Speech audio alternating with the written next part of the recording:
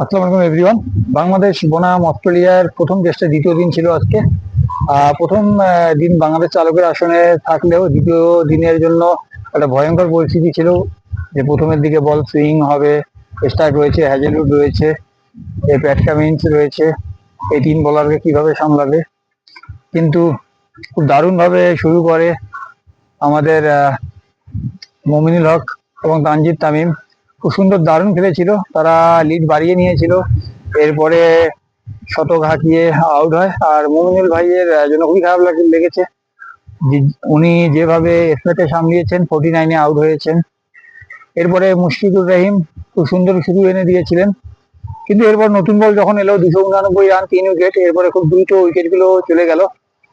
Australia খুব দ্রুত তারা সেলিব্রেশন শুরু করে দিয়েছিল। তারা ভেবেছিল যে খুব দ্রুত ভাবে তাদের হয়তো অল আউট করে দিবে। লিটন কুমার দাসের উইকেটটা খুবই দৃষ্টিকটু লাগলো, 12টি বল খেলেও তিনি ডাক মেরে আউট হলেন। উনি ভরসাযোগ্য ব্যাটার, তার মধ্যে উইকেট কিপার নেই, বাট তার ইঞ্জুরি কনসার্ন ছিল। এই জায়গায় হয়তো একটু সময় নিয়ে খেলানো যেত, বা জাকের আলীর হয়তো সমস্যা দেখেনি ছিল, জন্যই দিয়েছে। যাই হোক, এটা পাহাড়ের ধারে একটি ভ্যালি, এখানে আছি কাঠমান্ডু। এখানে থাকলেও মন পড়েছিল পুরো ম্যাচে। নামাজ পড়ে ইউনিভার্সিটি সব কাজ শেষ করে খেলাধুলা দেখেছি খেলাটা। তারপরে যখন মেহেদী মিরাজ এবং হাসান মাহমুদ নামে, অসাধারণ লেগেছে তাদের ব্যাটিং। আমি ভাবলাম যে হয়তো হাসান মাহমুদ এতক্ষণ টিকতে পারবে না। আমি যতক্ষণ দেখেছি 351 রানে 6 উইকেট।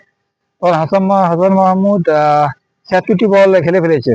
অপরদিকে মেহেদী হাসান মিরাজ 68 বল খেলে 32 এর মতো মনে করেছিল। যাই হোক, পরবর্তীতে আমি শেষের দিকে খেলা দেখতে পারিনি, আমার ডাটা পরে আমি দেখা হয়নি। সে হয়তো 4 থেকে 5 রানের ভিতরে খেলা শেষ করেছে। যাই হোক, এই যে 153 রানের লিড দেখেছি, হাতে কোনো 2, 3, 4 রান হয়তো যোগ হয়েছে। এরপরে আগামীকাল যদি 40টি রান যদি যোগ করতে পারে, তবু অনেক সুবিধা হবে বাংলাদেশের জন্য। যাই হোক, আগামীকালের জন্য আমরা প্রস্তুত থাকি। এই টেস্টে ইনশাল্লাহ বাংলাদেশ জয়লাভ করবে। এবং অনেকে ট্রোল করেছিল বাংলাদেশে 2 দিনে টেস্ট শেষ হবে, 3 দিনে টেস্ট শেষ হবে। যাই হোক, অসাধারণ বাংলাদেশ শুরু করেছিল এই ম্যাচে। আগামীকালকে চোখ রাখুন, টেস্ট খুবই জমজমাট হয়েছে অস্ট্রেলিয়া বনাম বাংলাদেশের। আল্লাহ হাফেজ।